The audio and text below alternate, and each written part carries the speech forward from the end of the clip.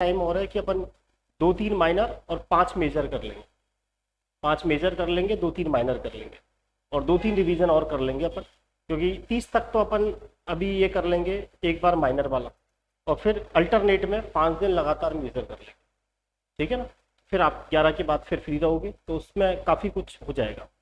अब देखें, ये जो रिवीजन टेस्ट है बिल्कुल नॉर्मल टेस्ट था, और आप ये मान के चलो कि 120 में से है ना 80 क्वेश्चन तो ऐसे होते हैं जो बिल्कुल नॉर्मल होते हैं पेपर में, वो हमसे गलत नहीं होने चाहिए। चाहे एक बार कोई टफ क्वेश्चन गलत हो जाए कोई बात नहीं, लेकिन इजी क्वेश्चन आपसे गलत नहीं होने चाहिए। ठीक है, तो अपन क्वेश्चन नंबर 1 स्टार्ट करते हैं। क्वेश्चन नंबर 1 देखते ही समझ में आ जाना चाहिए, ये क्वेश्चन सम इलेक्ट्रॉनिक स्पीसीज पर आधारित, क्योंकि कैल्शियम में भी 18 इलेक्ट्रॉन है, पोटेशियम आयन में भी 18 है, आर्गन में भी 18 है, क्लोराइड 17 और 1 18, सल्फाइड आयन में भी 18। सम इलेक्ट्रॉनिक स्पीसीज का तो सीधा सा कॉन्सेप्ट है, पॉजिटिव चार्ज आएगा तो साइज छोटी होती चलेगी, और नेगेटिव चार्ज आएगा तो साइज क्या होती चलेगी, बड़ी होती चलेगी। जितना ज़्यादा पॉजिटिव चार्ज होगा उसकी साइज उतनी छोटी होगी, और जितना नेगेटिव चार्ज होगा उसकी साइज उतनी बड़ी होगी। यहाँ पर सीधा कॉन्सेप्ट है, आपको आयन दे रखा है, एक तो कैल्शियम +2, कैल्शियम +2 दिख रहा है 18 electron, potassium 18, argon 18, chloride 18, sulphide 18। सीधा सा कॉन्सेप्ट, पॉजिटिव चार्ज आएगा साइज छोटी होती चलेगी, नेगेटिव चार्ज आएगा साइज बड़ी होती चलेगी। ध्यान रखें, यहाँ ये कॉन्सेप्ट नहीं आना चाहिए कि साहब ये अक्रिय गैस है, अक्रिय गैसों में तो वान डेर वाल त्रिज्या है, आवर्त में सबसे बड़ा होगा। वो तब अपन कॉन्सेप्ट लगाते जब सारे के सारे परमाणविक स्पीसीज में दे रखे होते। सम इलेक्ट्रॉनिक का तो सीधा कॉन्सेप्ट है, पॉजिटिव चार्ज साइज छोटी, नेगेटिव चार्ज साइज बड़ी, इसीलिए इसका आंसर फर्स्ट गया। Next question, titanium, vanadium, chromium और मैंगनीज आयनाइजेशन एनर्जी का ऑर्डर पूछ रहा है, जो भी सेकंड आयनाइजेशन एनर्जी। आपको पता है टाइटेनियम, वेनेडियम, क्रोमियम और मैंगनीज। जनरल ट्रेंड भी है कि आवर्त में बाएं से दाएं जाने पर आयनन विभव बढ़ता है। टाइटेनियम का कॉन्फ़िगरेशन आपको पता है 3d2 4s2। वेनेडियम का कॉन्फ़िगरेशन आपको पता है 3d3 4s2। क्रोमियम का कॉन्फ़िगरेशन आपको पता है 3d5 4s1। मैंगनीज का कॉन्फ़िगरेशन आपको पता है 3d5 4s2। लेकिन यहाँ सेकंड आईपी की बात कर रहा है, सेकंड आईपी की बात कर रहा है, ना कि फर्स्ट आईपी। इसका मतलब इसमें से एक इलेक्ट्रॉन निकल चुका है 4s1, ये भी 4s1, ये 3d5 रह गया और ये रह गया 4s1। आगे समझो, आवर्त में बाएं से दाएं जाने पर आयनन विभव बढ़ता है। टाइटेनियम से ज्यादा होगा वेनेडियम। अब क्रोमियम और मैंगनीज में थोड़ा सा कंट्रोवर्सी इसीलिए आई क्योंकि मैंगनीज में तो इलेक्ट्रॉन 4s से जाएगा, जबकि क्रोमियम में 3d से जाएगा। 3d का अर्धपूरित कक्षक स्थायी विन्यास है, इसीलिए इसमें से इलेक्ट्रॉन निकालने में कठिनाई होगी। यही कारण है कि इनके अंदर सबसे ज्यादा जो आयनाइजेशन एनर्जी वो किसकी रही, क्रोमियम की रही। क्रोमियम से कम किसकी रही, क्रोमियम, उसके बाद मैंगनीज, देन वेनेडियम और देन कौन, टाइटेनियम। इनमें मैंने टाइटेनियम, वेनेडियम, मैंगनीज में तो एक ही कॉन्सेप्ट लगाया, बाएं से दाएं जाने पर आयनन विभव बढ़ता है। क्रोमियम में जो मैंने कॉन्सेप्ट लगाया वो ये लगाया कि क्रोमियम का d5 विन्यास है। d5 विन्यास हाफ फिल्ड विन्यास है, हाफ फिल्ड होने के कारण स्टेबल होगा, इसीलिए इसमें से इलेक्ट्रॉन निकालने के लिए आपको ज्यादा एनर्जी देनी पड़ेगी। आगे समझना, इसीलिए सेकंड का थर्ड। नेक्स्ट क्वेश्चन, आपको पूछा जा रहा है इनमें से वो कौन सा ऑक्साइड है जो बेस के साथ रिएक्शन नहीं करेगा। आपको 4 तरह के ऑक्साइड पता है। अम्लीय ऑक्साइड वो होते हैं जो बेस से रिएक्शन करते हैं, जैसे आपका बोरोन ऑक्साइड है, ये अम्लीय ऑक्साइड, ये बेस से रिएक्शन करेगा। दूसरा हमने पढ़ा था उभयधर्मी ऑक्साइड, जो एसिड और बेस दोनों से रिएक्शन करते हैं। यहाँ उभयधर्मी ऑक्साइड बेरिलियम ऑक्साइड। सिलिकॉन का ऑक्साइड अधात्विक ऑक्साइड, और अधात्विक ऑक्साइड आपको पता है अम्लीय ऑक्साइड होता है, और अम्लीय ऑक्साइड भी किससे रिएक्शन करेंगे, बेस से रिएक्शन करेंगे। यहाँ आपको तीसरा कैल्शियम ऑक्साइड दे रखा है। कैल्शियम ऑक्साइड धात्विक ऑक्साइड है। धात्विक ऑक्साइड की प्रकृति क्षारीय होती है, तो ये क्षार से रिएक्शन नहीं करेगा बल्कि किससे करेगा, अम्ल से करेगा, इसीलिए आंसर क्या गया, थर्ड गया। समझ में आ गया। इनमें से कौन बेस के साथ रिएक्शन नहीं करेगा, तो जो बेसिक ऑक्साइड होगा वो बेस के साथ रिएक्शन नहीं करेगा, बेसिक ऑक्साइड एसिड के साथ रिएक्शन करेगा। समझ में आई बात। बेरिलियम ऑक्साइड आपको पता है उभयधर्मी है, एसिड बेस दोनों से कर लेगा। बोरॉन के ऑक्साइड और सिलिकॉन के ऑक्साइड अधात्विक ऑक्साइड है। अधात्विक ऑक्साइड तो एसिड से बेस से रिएक्शन करते करते हैं। जो कैल्शियम ऑक्साइड है वो बेस ऑक्साइड है, वो एसिड से रिएक्शन करेगा ना कि बेस से, इसीलिए इसका आंसर थर्ड है। Next question, calcium magnesium phosphorus chlorine में आपको साइज के ऑर्डर में अरेंज करना है।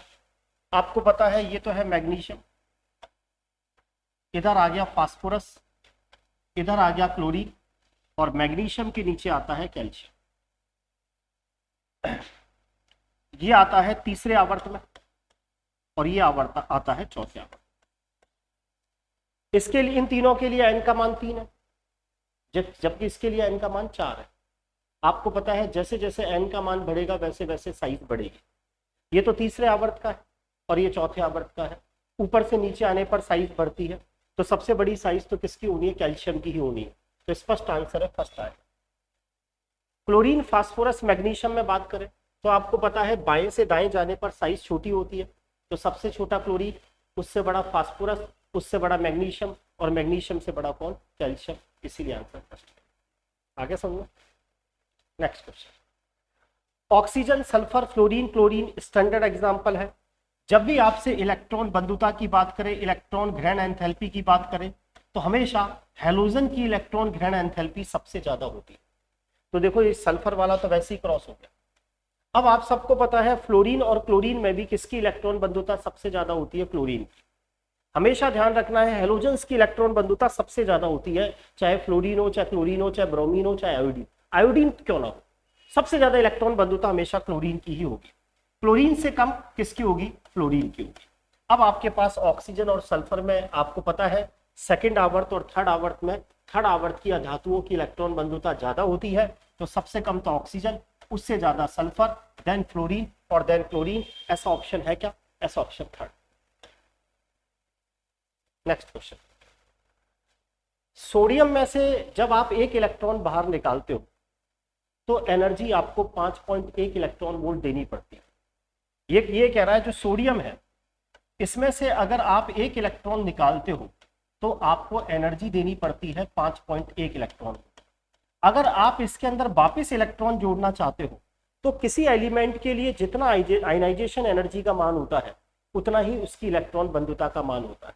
अगर सोडियम में से एक इलेक्ट्रॉन बाहर निकालने के लिए 5.1 इलेक्ट्रॉन वोल्ट एनर्जी देनी पड़ रही है, तो Na+ में वापस इलेक्ट्रॉन जोड़ के Na बनाने के लिए आपको एनर्जी कितनी देनी? एनर्जी जो रिलीज होगी वो कितनी होगी? -5.1 इलेक्ट्रॉन वोल्ट।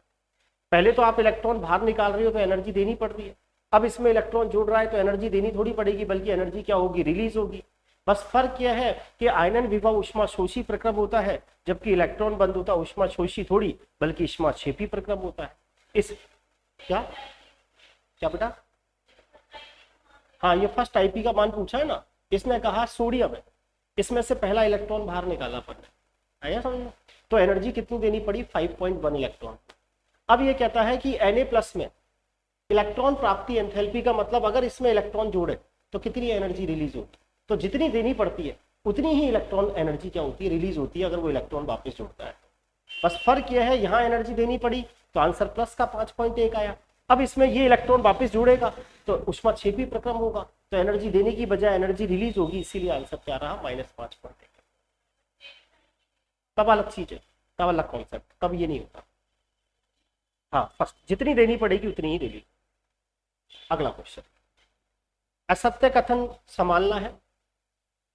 आवर्त तालिका में वर्ग में जब आप ऊपर से नीचे आते हो साइज बढ़ती है, बिल्कुल सही है। आवर्त तालिका में जब आप बाएं से दाएं जाते हो साइज घटती है, बिल्कुल सही है।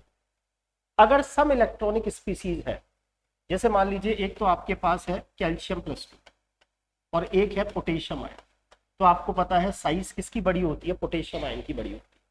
अगर सम इलेक्ट्रॉनिक स्पीसीज है तो धनायन का धनात्मक चार्ज जितना कम होगा आयनिक त्रिज्या उतनी ही बड़ी होगी, ना कि कम होगी। आगे समझो, वापिस पढ़े। धनायन का धनात्मक चार्ज जितना कम होगा उसकी साइज उतनी ही क्या होगी? बड़ी होगी, ना कि क्या होगी? छोटी होगी। चार्ज इस पर कम है ना, तो इसकी साइज तो बड़ी है, और जिस पर चार्ज ज्यादा होता है उसकी साइज कैसी होती है? छोटी होती है। इसीलिए स्टेटमेंट नंबर 3 गलत है। वो ये कह रहा है कि आइसो इलेक्ट्रॉनिक स्पीसीज में धनायन पर जितना चार्ज कम होगा उसकी साइज उतनी ही छोटी होगी, ऐसा थोड़ी है, बल्कि चार्ज जितना ज्यादा होगा तब उसकी साइज उतनी ही क्या होगी, छोटी होगी, और चार्ज कम होता चलेगा तो साइज क्या होती चलेगी, बढ़ती चलेगी। आगे समझो। चौथे स्टेटमेंट में कह रहा है कि ऋणायन का चार्ज, जैसे ये कह रहा है एक तो सल्फाइड आयन और एक क्लोराइड आयन, साइज में बड़ा आपको पता है सल्फाइड आयन। ये कह रहा है कि आइसो इलेक्ट्रॉनिक अगर स्पीसीज है, ऋणायन का चार्ज जितना ज्यादा होगा उसी आयन की साइज भी उतनी ही क्या होगी, बड़ी होगी। इसीलिए सातवें में क्वेश्चन कौन सा सही नहीं है, सही है। नेक्स्ट क्वेश्चन, बढ़ते हुए यहां धात्विक लक्षण की बात कर रहा है। आपसे आरपीएससी 2015 में फर्स्ट ग्रेड में क्वेश्चन आया था, एनसीईआरटी का डायरेक्ट बेस्ड क्वेश्चन है। आपको पता है इधर तो बेरिलियम है, इधर मैग्नीशियम है, इधर आपको पता है सोडियम है, इधर आपका सिलिकॉन है और इधर आपका फास्फोरस है। आपको पता है आवर्त में बाएं से दाएं जाते हैं तो अधात्विक गुण बढ़ते हैं, जबकि वर्ग में ऊपर से नीचे आते हो तो धात्विक गुण बढ़ते हैं। इधर वालों में धात्विक गुण होते हैं, इधर अधात्विक गुण होता है। फर्स्ट ए ग्रुप धातु है, सेकेंड ए ग्रुप धातु है, इनमें धात्विक गुण है। आवर्त में बाएं से दाएं जाओगे तो अधात्विक गुण बढ़ेंगे। सबसे ज्यादा अधात्विक गुण फास्फोरस में है, इसका मतलब इसमें धात्विक गुण सबसे कम है। फास्फोरस के बाद कौन आ जाएगा, सिलिकॉन। आगे समझो। फर्स्ट ए ग्रुप के अंदर धात्विक गुण हमेशा सबसे ज्यादा होते हैं क्योंकि उसकी साइज सबसे बड़ी होती है। ऊपर से नीचे आने पर साइज बढ़ती है और साइज बढ़ती है तो धात्विक गुण ऊपर से नीचे आने पर बढ़ते हैं। इसीलिए नंबर आया बेरिलियम का, देन नंबर आया मैग्नीशियम का, और सबसे ज्यादा समझ में आ गया होगा धात्विक गुण किसमें रहे, सोडियम। इसीलिए आंसर रहा इसका फर्स्ट। आगे समझो, कॉपी में कराया हुआ है। अगला क्वेश्चन, आपको पता है डी ब्लॉक के सारे तत्व संक्रमण तत्व नहीं है। वर्ग संख्या 12 के तत्व जिंक, कैडमियम, मरकरी और अनबाइयम डी ब्लॉक के तत्व है, लेकिन कौन सा तत्व नहीं है, संक्रमण तत्व नहीं। टेक्नीशियम संक्रमण है, प्लैटिनम संक्रमण है, ओरम संक्रमण है, जिंक, कैडमियम, मरकरी और अनबाइयम संक्रमण तत्व नहीं है। रीजन भी आपको पता है, ग्राउंड स्टेट में भी D10 विन्यास है, उच्चतम ऑक्सीकरण अवस्था में भी D10 विन्यास है, और वो डी ब्लॉक के आयन जिनकी ग्राउंड स्टेट और उनकी ऑक्सीडेशन स्टेट अगर दोनों में ही D10 विन्यास होता है तो वो डी ब्लॉक के तत्व तो होते हैं, लेकिन कौन से तत्व नहीं होते, संक्रमण तत्व नहीं होते। अगला क्वेश्चन, सीधा सा क्वेश्चन यहां पर ये कहना चाह रहा है कि सबसे ज्यादा इलेक्ट्रॉन ग्रहण एंथैल्पी किसकी है। तो आप सबको पता है सबसे ज्यादा इलेक्ट्रॉन ग्रहण एंथैल्पी हैलोजेंस की होती है, और हैलोजेंस में भी सबसे ज्यादा किसकी होती है, फ्लोरीन्स की होती है। फर्स्ट ग्रेड में लास्ट ईयर आपसे पूछा गया था ये question. Carbon, nitrogen, oxygen, fluorine, सबको पता है बाएं से दाएं जाने पर आयनन विभव बढ़ता है। नाइट्रोजन और ऑक्सीजन में आप सबको पता है अपवाद होता है। ऑक्सीजन का विन्यास तो 2p4 है, नाइट्रोजन का विन्यास 2p3 है। अर्धपूरित कक्षक के स्थायी विन्यास होने के कारण नाइट्रोजन का आयनन विभव किससे ज्यादा होता है, ऑक्सीजन से। तो सबसे कम आयनन विभव कार्बन, इससे ज्यादा ऑक्सीजन, देन नाइट्रोजन, और उसके बाद आपका आंसर कौन होगा, फ्लोरीन। तो ऐसा ऑप्शन है क्या, CONF है ये वाला। आगे सुनिए नेक्स्ट क्वेश्चन, यदि स्थिति और संवेग में अनिश्चितता बराबर हो तो वेग में अनिश्चितता होगी। हाइजेनबर्ग की अनसर्टेनिटी प्रिंसिपल पर बेस है। आप सबको पता है del X multiply del P बराबर किसके है, H/4π। अब क्वेश्चन में ये कह रहा है कि डेल एक्स और डेल पी आपस में बराबर है, यानी डेल एक्स की जगह आप डेल पी लिख सकते हैं। तो यहां भी मैंने लिख दिया m डेल वी, और यहां भी क्या लिख दिया, m डेल वी, बराबर किसके कर दिया, H/4π। तो सीधी सी बात है, जो डेल वी होगा वो आपका किसके बराबर हो गया, 1/m², H/4π। आगे समझो, अंडरूट लोगे तो जब डेल वी स्क्वायर, जब डेल वी फाइंड आउट करोगे तो सीधी सी बात है, ये तो रह गया m, ये रह गया 2, अंदर आ गया अंडरूट H/4π, तो 1/2m under root H/4π। Next question, एक उपकोष ऐसा है जिसके लिए एक, हाँ जी,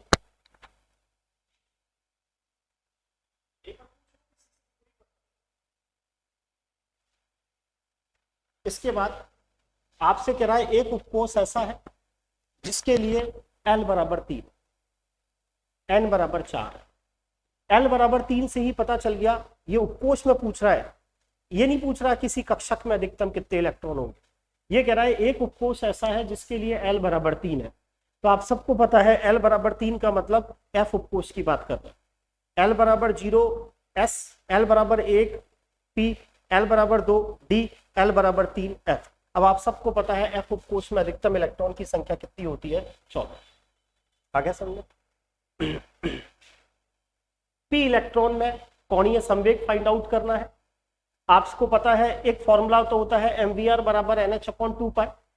वो फॉर्मूला तो कोणीय संवेग लगाने का तब लगाया जाता है जब वो आपसे पूछे कि बताओ इलेक्ट्रॉन इस कक्षा में है तो इसका कोणीय संवेग क्या हो। लेकिन पर्टिकुलर वो बोल दे कि p ऑर्बिटल में है, d ऑर्बिटल में है, अब बताओ कोणीय संवेग क्या होगा। तो आप सबको फॉर्मूला बता रखा है √L+1 H/2π।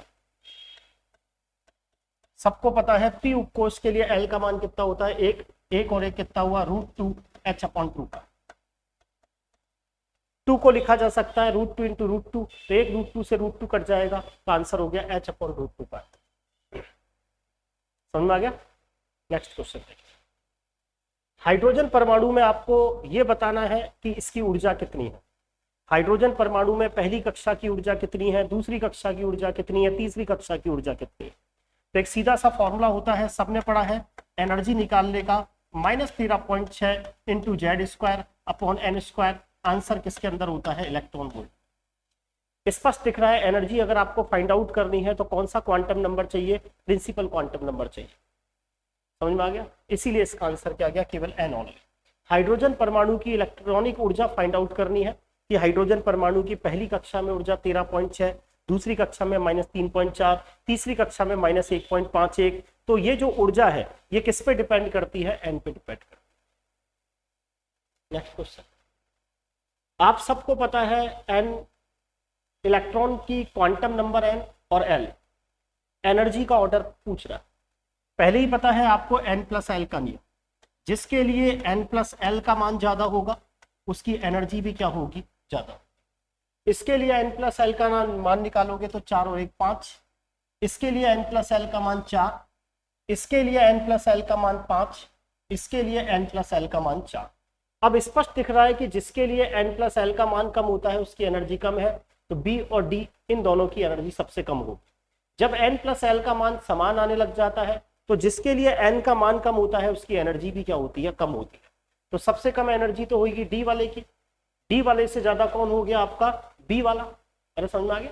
अब इन दोनों के अंदर आपको पता है ज्यादा एनर्जी हो जाएगी, मतलब A वाले की, उससे कम एनर्जी किसकी रहेगी? C वाले की। इसीलिए आंसर DBC। याद करो N+L का नियम, पहले इलेक्ट्रॉन उसमें भरते हैं जिसके लिए N+L का मान कम है। किन्हीं दो उपकोषों के लिए N+L का मान समान आने लग जाए तो पहले इलेक्ट्रॉन उसमें भरते हैं जिसके लिए N का मान कम है। जिसके लिए N का मान कम होता है उसकी एनर्जी क्या होती है? कम होती है। अगला क्वेश्चन। फास्फोरस परमाणु में L बराबर 1 और M बराबर 0 वाले आपको युग्मित इलेक्ट्रॉन बता दें। फास्फोरस 15। कॉन्फ़िगरेशन सबको पता है, 1s2, 2s2, 2p6, 3s2, 3p3।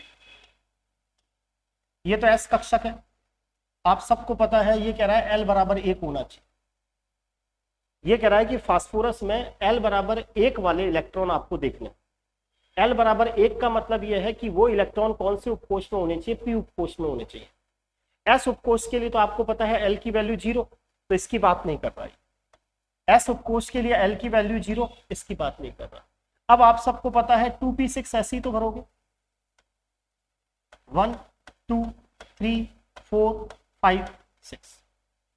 3s2 के लिए तो L बराबर 0 होता है। और 3p3 में इलेक्ट्रॉन कैसे भरोगे? हुंड के नियम से पहले एक एक इलेक्ट्रॉन भरोगे। आया समझ? P उपकोष के अंदर एक कक्षक का मान तो px होता है, एक का मान py होता है, एक का नाम pz होता है। pz के लिए m बराबर कितना रहता है? 0। एक के लिए +1 या -1 और दूसरे के लिए ऑटोमेटिक -1 या क्या रहता है? +1।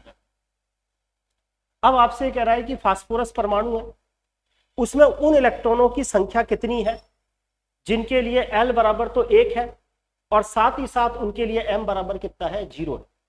और साथ ही साथ वो कह रहा है कि ऐसे आपको अयुग्मित इलेक्ट्रॉन नहीं बल्कि कौन से इलेक्ट्रॉन देने हैं, युग्मित इलेक्ट्रॉन दे रहे हैं।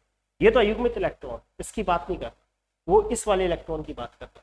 ये जो दो युग्मित इलेक्ट्रॉन है इनके लिए एल बराबर भी 1 है और एम बराबर भी कितना है, 0 है, इसीलिए इसका आंसर क्या गया।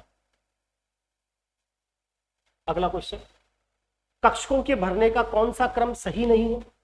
वही तरीका है, पहले इलेक्ट्रॉन उसमें भरेंगे जिसके लिए n प्लस एल का मान कम है। अगर किन्हीं दो के लिए n प्लस एल का मान समान आने लग जाए तो फिर इलेक्ट्रॉन उसमें भरा जाएगा जिसके लिए n का मान कम है। अब आपको वैसे भी डायरेक्ट पता है आंसर 4 आ रहा है, क्यों, क्योंकि इसके लिए n प्लस एल 6, इसके लिए 5 और 1 6, और इसके लिए n प्लस एल का मान कितना हो जाएगा 4, और कितना होगा 4 और 3 7। अब आप सबको पता है 6s 5p और 4f, 6s और 5p दोनों के लिए n प्लस एल का मान 6 6 है।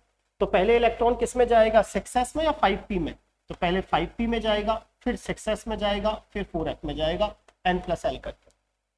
आगे समझे, इसीलिए इसका आंसर चौथा है। अगला क्वेश्चन, अगर आपको पता है n का मान दे रखा है, वो कहे कि तीसरी कक्षा में कक्षकों की संख्या कितनी होगी। तीसरी कक्षा में उपकोषों की संख्या n, कक्षकों की संख्या n स्क्वायर और अधिकतम इलेक्ट्रॉन की संख्या 2n स्क्वायर। कई बार लगातार फर्स्ट ग्रेड में आ चुका कि अगर आपको n का मान दे दिया जाए, वो कहे परमाणु में तीसरी कक्षा है, बताओ इसमें कक्षकों की संख्या कितनी होगी। तो फॉर्मूला क्या है, n स्क्वायर, 3 का स्क्वायर करोगे तो आंसर क्या हो जाएगा 9। अगला क्वेश्चन, l बराबर 5 है, किसी उपकोष के अंदर कुल कितने कक्षक है। l बराबर 5 में कक्षकों की संख्या कितनी है, तो किसी उपकोष में कुल कितने कक्षक है उसको निकालने का फॉर्मूला आपको बता चुका 12 + 1। यहाँ ये कहना चाह रहा है कि जो l बराबर 5 है, जो भी l बराबर 5 है, जैसे आप जानते हैं l बराबर 0 s, l बराबर 1 p, l बराबर 2 d, l बराबर 3 f, l बराबर g 4, l बराबर 5 h, h उपकोष की बात कर, ये सब अजम्पशंस है। h उपकोष के अंदर कितने कक्षक होंगे, तो किसी उपकोष में कितने कक्षक होंगे उसको निकालने का फॉर्मूला 12 + 1। यहाँ l की वैल्यू कितनी दे रखी है 5, 5 दूनी 10 और 1 कितना 11।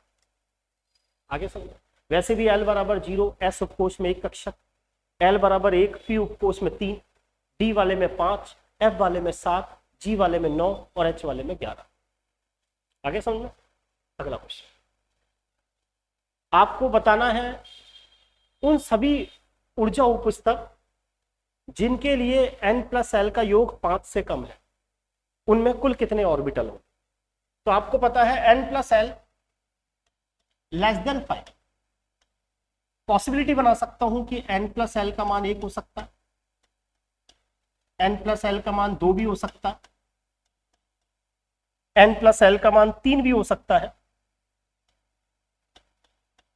और n प्लस एल का मान 4 भी हो सकता है। हाँ, n प्लस एल का मान 5 नहीं होगा, 5 से कम होगा। इन सभी परिस्थितियों में कुल कितने ऑर्बिटल होंगे। n प्लस एल की तो एक ही कंडीशन बनेगी, n बराबर 1 l बराबर 0, तो सीधी सी बात है 1s कक्षक, और आपको पता है 1s उपकोष में एक s कक्षक मिलेगा।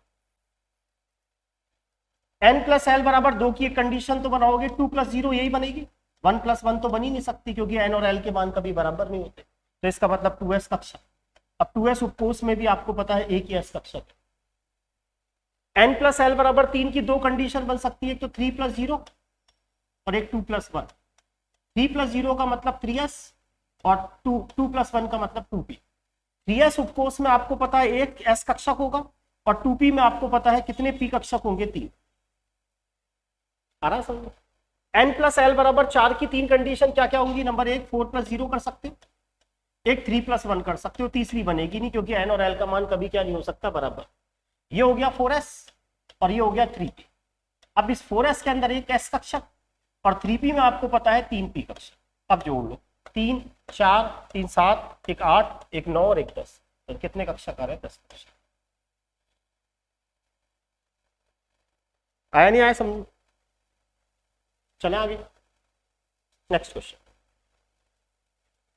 l बराबर 4 किस उपकोष के लिए। अब ये भी बताया, s उपकोष के लिए l बराबर 0, p उपकोष के लिए l बराबर 1, d उपकोष के लिए l बराबर 2, p उपकोष के लिए l बराबर 3, g उपकोष के लिए l बराबर कितना है 4। आगे समझ में। नेक्स्ट क्वेश्चन, साई की प्रॉपर्टीज आपको बता चुका, साई के अंदर 4 गुण होते हैं और वही वेव फंक्शन माने जाते हैं श्रोडिंगर वेव इक्वेशंस को जब अपन सॉल्व करते हैं। याद करें, साई कंटिन्यूअस होना चाहिए, साई परिमित होना चाहिए, मतलब साई को हम लिख सके परिमेय फॉर्म में, यानी साई कभी इनफाइनाइट नहीं होना चाहिए। और आपको बता चुका साई कैसी वैल्यू होनी चाहिए, साई सिंगल वैल्यू होना चाहिए। आगे ना, और कभी भी ये जो किसी वॉल्यूम के अंदर एक निश्चित आयतन में इलेक्ट्रॉन के पाए जाने की प्रायिकता जो अपन फाइंड आउट करेंगे minus infinite to plus infinite, उसकी वैल्यू कितनी होती है, 1। याद करो, size should be normalize, size should be continuous, size should be finite और size should be single value. अगला क्वेश्चन, इस तरह के क्वेश्चन आने की, देखो ये वाला जो क्वेश्चन है लगातार 2 बार फर्स्ट पीरियड में है, ये वाला एक मतलब 2 बार लगातार, 2015 2018 दोनों बार लगातार आया। ये क्वेश्चन भी तय है इस तरह का क्वेश्चन आना श्रोडिंगर वेव इक्वेशन पे, बस फर्क यह है कि वो उसको उधर उधर कर सकता है। अब आप सब जानते हैं श्रोडिंगर वेव इक्वेशन क्या है, del square psi upon del x square plus del square psi upon del Y square plus del square psi upon del Z square plus plus 8 pi square M upon H square E minus V psi बराबर जी। अगर आपको Schrodinger wave equation याद है तो भी आपका question हो गया, इनमें से कौन सी श्रोडिंगर वेव इक्वेशन सही नहीं है। अब आपको पता है del square upon del x square, del square upon del Y square, del square upon del Z square, इन तीनों में साई कॉमन लेकर यहां पर लाप्लासियन ऑपरेटर लगा सकते।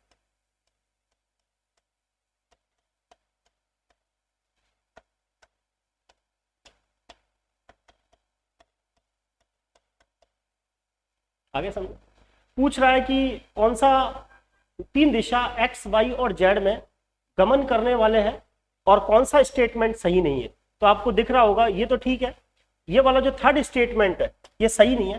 डेल स्क्वायर साई यहाँ माइनस की जगह क्या आना, यहाँ प्लस की जगह क्या आना, माइनस की जगह क्या आना चाहिए था, प्लस। और जो स्टेटमेंट है वो इसने कैसे बनाए हैं वो देख लो। यहां मैं आपको पहले ही भी बता चुका, ये कुल ऊर्जा है और ये स्थितिज ऊर्जा है।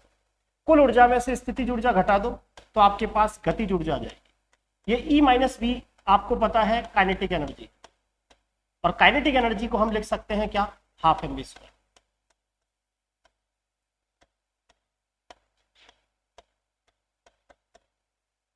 आगे समझो, इसको फाइंड आउट करोगे तो देखो 2 चौको 8, तो ये वाली स्टेटमेंट हुआ del square psi plus 4 pi square m और m square b square upon H square psi बराबर 0, वो सही है। अब देखें ये वाला इक्वेशन और इस वाली इक्वेशन में क्या है, अब आप सबको पता है ये जो M square V square upon H square की जगह हम लिख सकते हैं क्या, लैम्डा स्क्वायर, क्योंकि लैम्डा स्क्वायर बराबर होता है H square upon M square V square, यहाँ लैम्डा स्क्वायर, तो अपने आप समझ में आ जाएगा ये वैल्यू और ये वैल्यू भी सही हो जाएगी। तीसरा स्टेटमेंट इसीलिए गलत।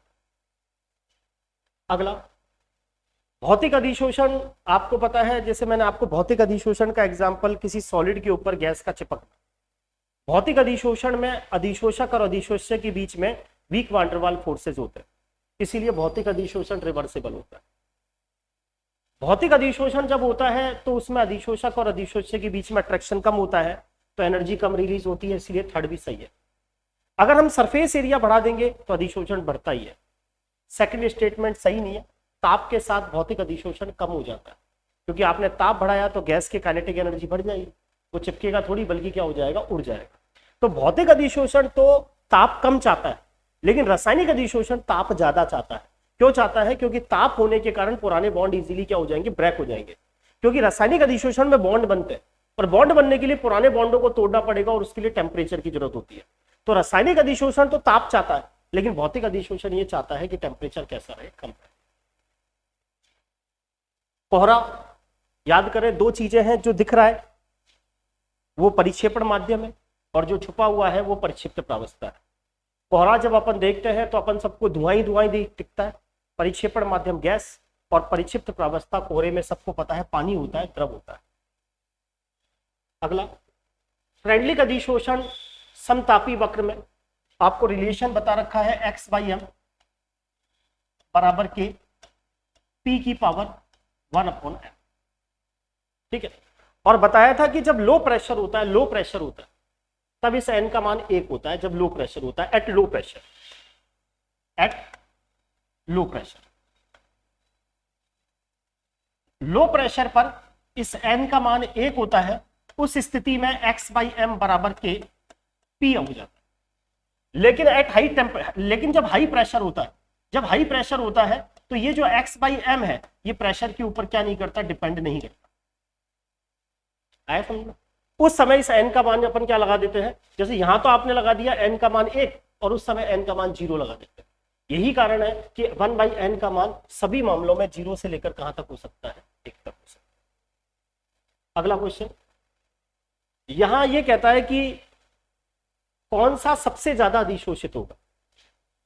अब आपको आयन दे रखे हैं Li+, Na+, K+ और रुबिडियम प्लस। तो होता क्या है, Li+ सबसे ज्यादा जल के अणुओं को घेरता है। क्यों? यहां जल योजित एल्कली धातु बोल रहा है। अब आप सबको पता है जब Li+ है, इसकी जल योजित त्रिज्या सबसे ज्यादा होती है, क्योंकि Li+ का आकार छोटा होने के कारण ये ज्यादा जल के अणुओं को अपनी ओर इकट्ठा कर लेता है। उसके कारण इसका सरफेस एरिया बढ़ जाता है। और अभी भी बताया, जितना ज्यादा सरफेस एरिया होगा उतना ही ज्यादा अधिशोषण होगा। इसीलिए सबसे ज्यादा अधिशोषण यहाँ पर किसका होता है, Li+ का होता है, और सबसे कम किसका होता है, रुबिडियम प्लस का होता है। कॉन्सेप्ट समझ में आ गया? Li+ क्या करता है, ज्यादा जल के अणुओं को घेर लेता है, बहुत बड़ी साइज हो जाती है। साइज बढ़ जाने के कारण आपको पता है अधिशोषण तो बढ़ेगा बढ़ेगा, क्योंकि सरफेस एरिया बढ़ जाता है। अगला क्वेश्चन, रासायनिक अधिशोषण के लिए कौन सी बात सही नहीं है? इसमें तो बॉन्डिंग होती है, अनुत्क्रमणीय होता है, सही है। बहुत ज्यादा एनर्जी रिलीज होती है, ये भी सही है। केमिकल बॉन्डिंग स्पेसिफिक होती है। अभी भी बताया, रासायनिक अधिशोषण के लिए हाई टेम्परेचर चाहिए। टेम्परेचर उसके लिए फेवरेबल होता है, क्योंकि जब टेम्परेचर होता है तो आपको बॉन्ड बनाना है। बॉन्ड के लिए पुराने बॉन्डों को तोड़ोगे तो उसके लिए एनर्जी चाहिए। इसीलिए केमिकल एडजॉर्प्शन के लिए टेम्परेचर सहायक होता है, जबकि भौतिक अधिशोषण में टेम्परेचर क्या नहीं होता, सहायक नहीं होता। O/W इमल्सन के लिए इमल्सीफाइंग एजेंट आपको 3 बता चुका। O/W इमल्सन मतलब दूध। एक तो आपको याद रखना है, दूध में होती है प्रोटीन। दूसरा आपको बता चुका गोंद, एनसीईआरटी के एग्जाम्पल। और तीसरा आपको बता चुका सॉल्ट नहीं सॉरी सॉप। 3 एग्जाम्पल, प्रोटीन, गोंद, सॉप, ये तीनों की तीनों किसके अंदर काम आते हैं, O/W। रिमेनिंग जो बच गए वो सब किस में काम आएंगे, W/O इमल्सन। पिछली बार फर्स्ट ग्रेड में पूछा है। Fe2O3.X2 ये आपका धात्विक ऑक्साइड है। और धात्विक ऑक्साइड जो होते हैं, इनके अंदर जो कोलाइडी पार्टिकल होता है उस पर पॉजिटिव चार्ज होता है। और हार्डी और सुल्स के नियम के अनुसार जो उसके अंदर हम इलेक्ट्रोलाइट्स मिलाते हैं, वो जो उस इलेक्ट्रोलाइट्स में जो विपरीत आयन होता है वो इसको क्या करता है, स्कंदित करता है। और जितना ज्यादा विपरीत आयन पर चार्ज होता है वो उतना ज्यादा इसको क्या करेगा, स्कंदित करेगा। Fe2O3.X2O का सॉल है। इसके अंदर हमने वैद्युत अपघट्य डाला। ये धनात्मक कोलाइडी सॉल है। इन पार्टिकल्स के ऊपर पॉजिटिव चार्ज है, तो सीधी सी बात है वैद्युत अपघट्य डालेंगे। वैद्युत अपघट्य का विपरीत आयन इसको स्कंदित करेगा। और हार्डी और सुल्स क्या कहता है कि विपरीत आयन की जितनी ज्यादा बैलेंसी होगी उतनी ज्यादा वो इसको स्कंदित करेगा। तो धनात्मक वालों को या तो फॉस्फेट आयन या FeCN6-4 स्कंदित करेगा। लेकिन फॉस्फेट आयन में -3 चार्ज है और FeCN6-4 में -4 चार्ज है, इसीलिए इसको क्या करता है, ज्यादा स्कंदित करता है, हार्डी और सुल्स का। बेटा समझ में आ रहा है? अगला क्वेश्चन, वो कोलाइड बताना है जिसमें परिक्षिप्त प्रावस्था गैस है, परिक्षेपण माध्यम ठोस है। कितनी ही बार आ चुका, ये एग्जाम्पल अच्छे से रट गया होगा। झावा पत्थर। झावा पत्थर आपको पता है सॉलिड होता है, दिखता सॉलिड है, और उसके अंदर क्या भरी रहती है, गैस। वुड्स रिएक्शन में आपको पता है इंपॉर्टेंट है एल्किल हैलाइड की रिएक्शन सोडियम से ट्राई ईथर की प्रेजेंस में। याद करें, सम्मित एल्केन बनाने के लिए उपयोगी होती है। और जितनी जल्दी बॉन्ड टूटेगा उतनी जल्दी ये रिएक्शन होगी। सीधी सी बात है, एल्किल क्लोराइड, एल्किल ब्रोमाइड और एल्किल आयोडाइड में एल्किल आयोडाइड बड़ा बॉन्ड है, तुरंत टूटेगा। और तुरंत टूटेगा तो वुड्स रिएक्शन सबसे फास्ट होगी। इसीलिए एल्किल क्लोराइड से ज्यादा एल्किल ब्रोमाइड, एल्किल ब्रोमाइड से ज्यादा एल्किल आयोडाइड। एथिल हैलाइड और आइसोब्यूटिल हैलाइड आपने ले लिया। हमसे वुड्स रिएक्शन पूछ रहा है। एक तो एथिल हैलाइड,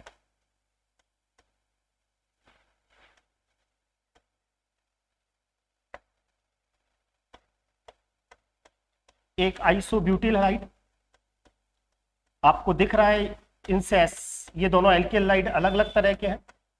जब अलग अलग तरह के एल्केल हाइड होते हैं तो वुड्स रिएक्शंस में एल्केन्स का मिक्सचर बनता है। पॉसिबिलिटी क्या क्या करोगे आप, एक बार तो यहां से और एक बॉन्ड यहां से। एक पॉसिबिलिटी तो ये होगी दो एथिल आपस में जुड़ जाए तो बन जाएगा ब्यूटेन। एक पॉसिबिलिटी ये होगी दो आइसोब्यूटिल भी आपस में जुड़ सकते हैं। याद करो जब दोनों एल्केन हैलाइड अलग अलग तरह के होते हैं तो एल्केनों का मिश्रण बनता है और 3 तरह के एल्केन बनते हैं।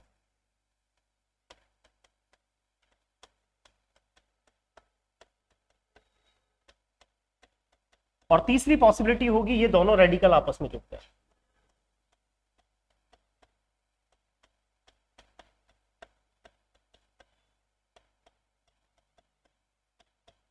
आगे हो गया ध्यान।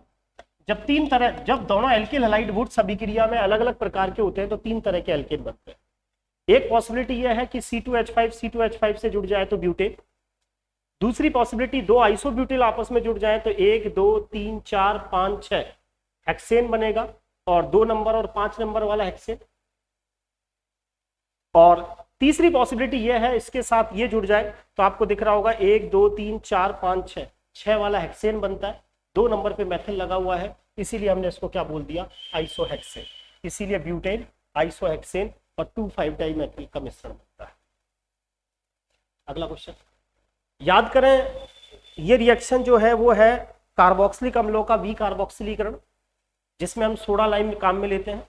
याद करें इसके अंदर मध्यवर्ती कार्बो एनायन बनता है। कार्बो एनायन जितना ज्यादा स्टेबल होता है डीकार्बोक्सिलेशन उतना फास्ट होता है। याद करो ये थोड़ा सा हिल गया है, बॉन्ड शायद इस तरह से है CH3 CH2-, दूसरे में है CH2 डबल बॉन्ड CH-, और तीसरे में है CH ट्रिपल बॉन्ड C-। यही है ना।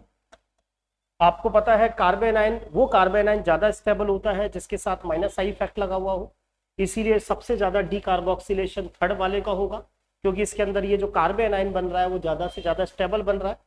ये -I प्रभाव है, sp संकृत कार्बन का अपनी ओर खींचेगा, चार्ज कम होगा और चार्ज कम होगा तो क्या मिलेगी, स्टेबिलिटी मिलेगी। इसीलिए सबसे ज्यादा थर्ड, देन सेकंड और देन फर्स्ट। आगे समझ, यही है ना बेटा।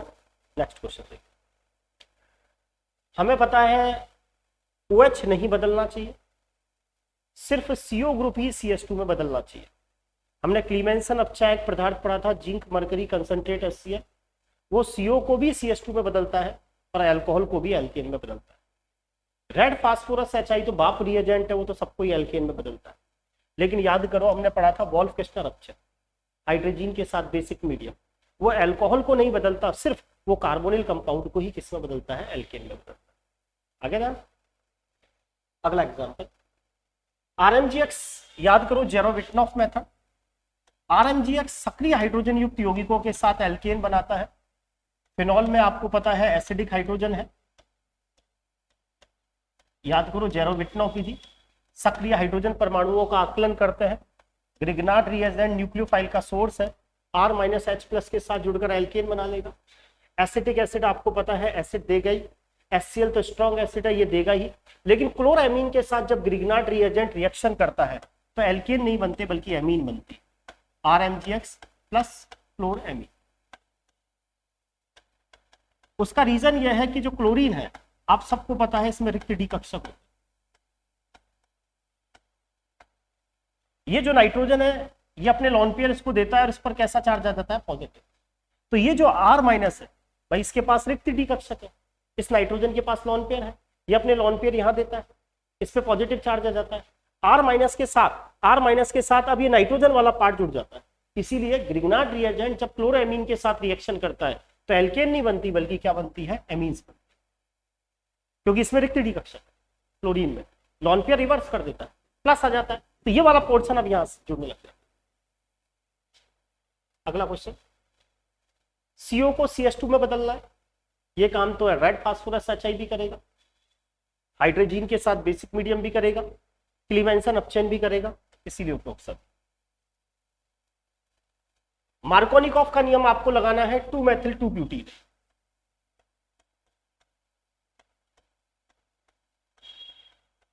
2 methyl 2 ब्यूटी, HCl, एल्कीन पर HCl का योग है, मार्कोनिकॉफ का नियम। वैसे भी पता है एल्कीन खुद न्यूक्लियोफाइल है, क्योंकि सिग्मा बॉन्ड के साथ पाई इलेक्ट्रॉन है, इलेक्ट्रॉन डेंसिटी ज्यादा है, जो इलेक्ट्रॉन का धनी होता है वो न्यूक्लियोफाइल होता है। इसके ऊपर H+ अटैक करेगा, H+ अटैक करेगा तो आप स्टेबल कार्बोनियम आयन बनाओगे। यहाँ पाई की शिफ्टिंग हो जाएगी, ये प्लस का बनेगा, यहाँ माइनस का, यहाँ H बन जाएगा। 3 डिग्री कार्बोनियम आयन से ज्यादा कोई स्टेबल बनेगा नहीं, तो इसीलिए इसके ऊपर अब Cl- हो जाएगा।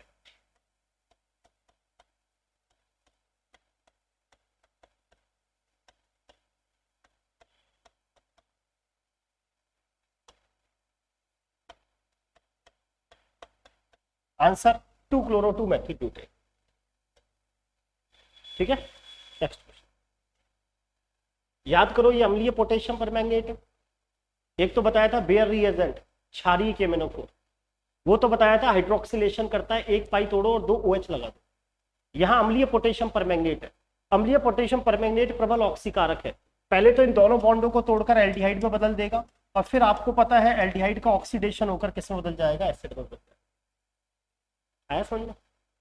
अम्लीय पोटेशियम परमैंगनेट है, प्रबल ऑक्सीकारक है।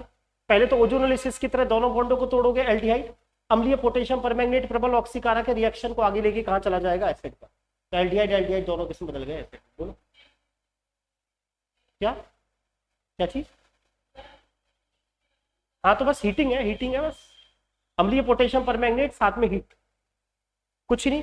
अम्लीय पोटेशियम परमैंगनेट एल्कीन प्रबल ऑक्सीकारक, एसिड पर जाकर रिएक्शन करोगे।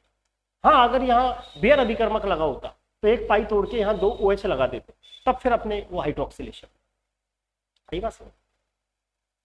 अगली रिएक्शन याद करो, एल्कीन को मैं प्रोपेन 1 और हाँ एल्कीन से अल्कोहल मैंने बताया था 3 तरीके से बनता है। एल्कीन से अल्कोहल एक तरीका तो मैंने बताया था अम्ल उत्प्रेरित जल योजन, ये बात। इसके अंदर कहा था मध्यवर्ती कार्बोनियम आयन बनेगा। याद करो ये वाली कंडीशन, प्रोपीन H+ और वाटर। अल्कोहल बनाने के, एल्कीन से अल्कोहल बनाने के 3 मेथड। ये तो है अम्ल उत्प्रेरित जल योजन, पहली वाली कंडीशन। इसमें मध्यवर्ती कार्बोनियम आयन बनेगा जिसका रीअरेंजमेंट हो सकता है। दूसरा है ये आपका जो मेथड है, याद करो मर्क्यूरीकरण, विमर्क्यूरीकरण। इसके अंदर भी मार्कोनिकॉफ के नियम से ही जल का योग होगा, लेकिन यहां पर कार्बोनियम आयन का क्या नहीं होता, रीअरेंजमेंट नहीं होता। तीसरी जो रिएक्शन है वो है डाइबोरेन के साथ, ये अल्कोहल में मैंने पढ़ा रखी है, डाइबोरेन हाइड्रोबोरीकरण और फिर क्षारीय H2O2 द्वारा ऑक्सीकरण। तो इसकी शॉर्ट ट्रिक आपको बता रखी है कि इसमें भी जल का योग होता है, लेकिन इसके अंदर मार्कोनिकॉफ का नियम नहीं, बल्कि कौन सा नियम लगाना है, एंटी मार्कोनिकॉफ। एंटी मार्कोनिकॉफ के अंदर मैंने शॉर्ट ट्रिक बता रखी है, H वहां जोड़ोगे जहां फ्री रेडिकल स्टेबल होगा, तो H यहां जुड़ेगा, OH यहां जुड़ेगा। यही कारण है आंसर 3rd गया, क्योंकि प्रोपीन से प्रोपेन 1 ऑल बनाना है, ना कि 2 ऑल। प्रोपीन से जब प्रोपेन 1 ऑल बनाना है तो अपन हाइड्रोबोरीकरण और क्या लगाएंगे, क्षारीय ऑक्सीडेशन। एंटी मार्कोनिकॉफ का नियम होता है। आगे समझो। अगला क्वेश्चन, 3-फेनिल प्रोपीन, कुछ नहीं लिखा, HBr। हाँ अगर पेरोक्साइड लिखा होता तो मार्कोनिकॉफ का नियम लगता। अब हम मार्कोनिकॉफ का नियम नहीं लगाएंगे, सिंपल बात करेंगे। ये 3-फेनिल प्रोपीन, आप सबको पता है HBr रिएक्शन करेगा, H+ अटैक करेगा, H+ अटैक करेगा, पाई इलेक्ट्रॉन्स को खींचेगा, शिफ्टिंग करोगे, वहां शिफ्टिंग करोगे जहां से कार्बोनियम आयन ज्यादा स्टेबल बने। तो यू शिफ्ट इसलिए होगा ताकि 2 डिग्री कार्बोनियम आयन बने। तो ये प्लस का, ये किसका, माइनस का, और इसके साथ जुड़ गया H+, ये ऐसे। अब आपको पता है जो कार्बोनियम आयन बनता है उसके अंदर रीअरेंजमेंट की टेंडेंसी होती है। अगर मैं यहाँ हाइड्राइड शिफ्ट कर दूं तो फायदा ये होगा, ये जो कार्बोनियम आयन है ये रेजोनेंस में पार्टिसिपेट करेगा, इसीलिए इसके अंदर यहाँ हाइड्राइड की शिफ्टिंग होती है, ये CH2 हो जाता है, और इस CH+ के साथ फिर फाइनली Br जो होता है। अरे आगे समझ, इसीलिए जो आपका आंसर है वो 2nd गया।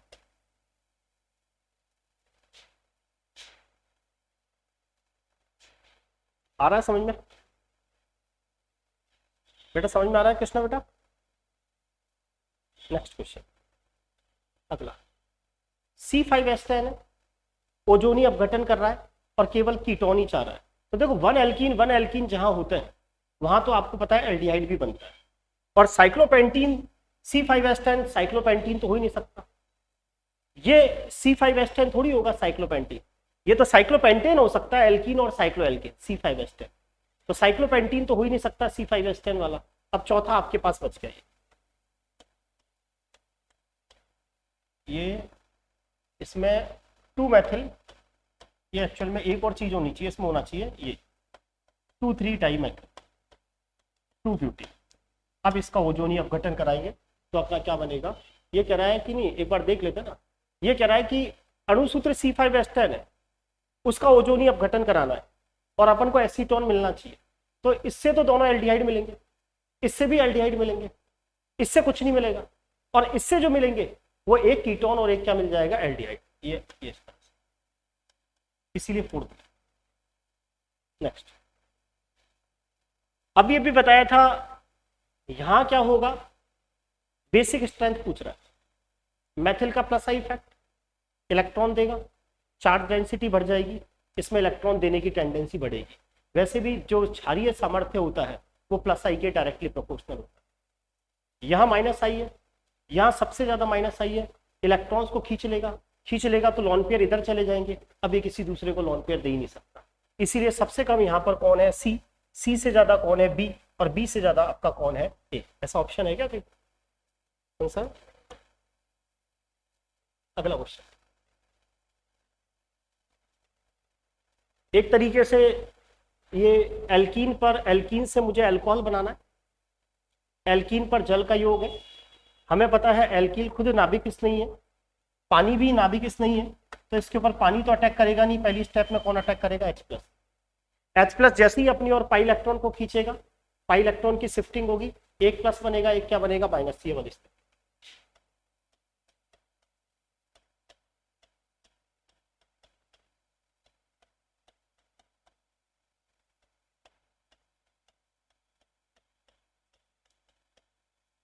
मध्यवर्ती कार्बोनियम आयन बना, कार्बोनियम आयन में रीअरेंजमेंट होगा, मेथाइड शिफ्टिंग हो जाएगी।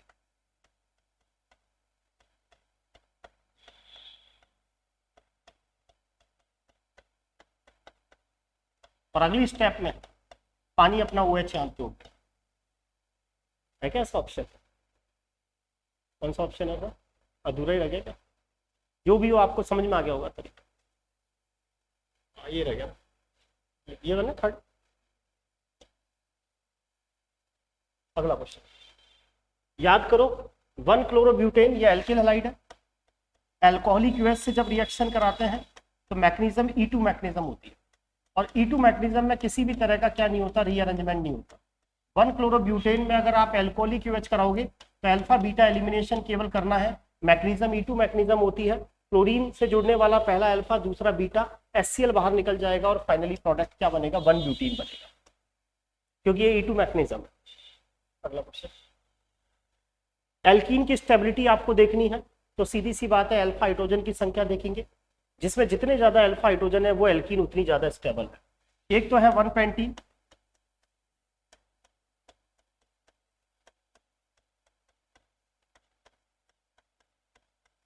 पेंटीन में अगर आप देखोगे तो केवल अल्फा हाइड्रोजन 2 है। सिस 2 पेंटीन और ट्रांस 2 पेंटीन देख लेते हैं।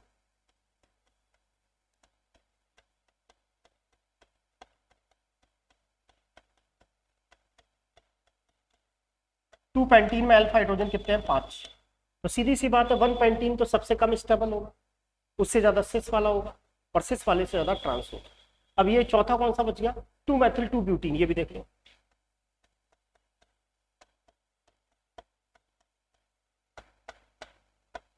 इसमें अल्फा हाइड्रोजन सबसे ज्यादा है 12, sp2 संकृत कार्बन से जुड़ने वाला पहला कार्बन अल्फा कार्बन, इसीलिए आंसर थर्ड गया। 1 पेंटीन से ज्यादा सिस 2 पेंटीन, ट्रांस 2 पेंटीन, और थर्ड वाला आंसर। कई बार बता चुका, अब तो रट जाना चाहिए क्योंकि लगातार 3 साल से क्वेश्चन आ रहा है। ऑल्बे इलेक्ट्रोलाइसिस, सोडियम एसीटेट का विद्युत अपघटन करने पर, एनोड पर एथेन और CO2, और साथ में कैथोड पर कौन सी गैस बनती है, हाइड्रोजन गैस। पीछे वाला बोल, इसमें अल्फा हाइड्रोजन 12 है, हाँ 2 मेथिल, अच्छा 2 मेथिल 2 ब्यूटीन है क्या, सॉरी। हाँ तो भी अल्फा हाइड्रोजन उसमें सबसे ज्यादा है ना बेटा, 2 मेथिल 2 ब्यूटीन, लगा लो इसमें सबसे ज्यादा अल्फा हाइड्रोजन है। तो भी 3 और 3 6 और 3 9, आगे समझ है। 9 किस में थी, 2 पेंटीन में 9 थोड़ी थी, उसमें तो 6 ही थी। वापिस बताओ, 2 पेंटीन में तो 6 ही थी, आगे समझ, देख लेना क्या।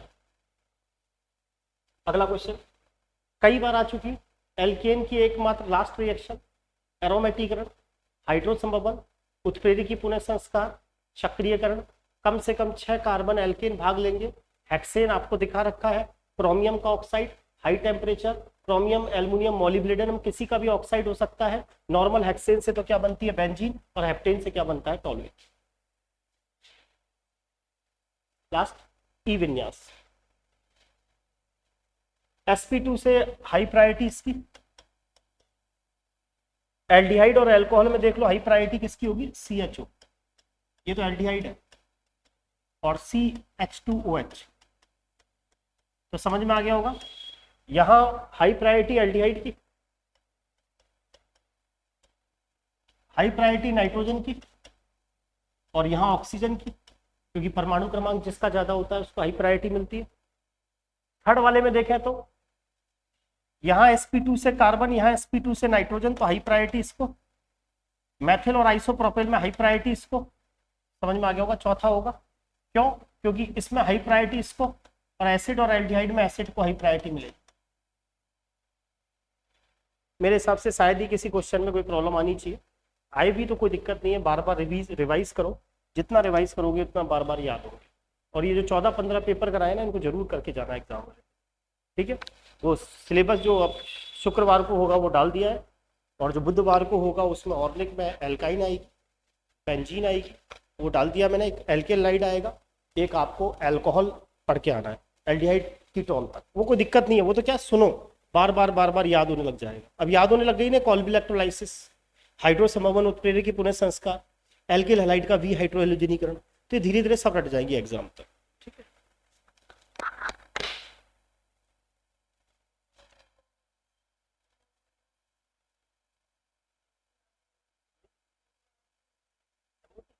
कोई दिक्कत नहीं है इसमें, ज्यादा परेशान भी नहीं होगा।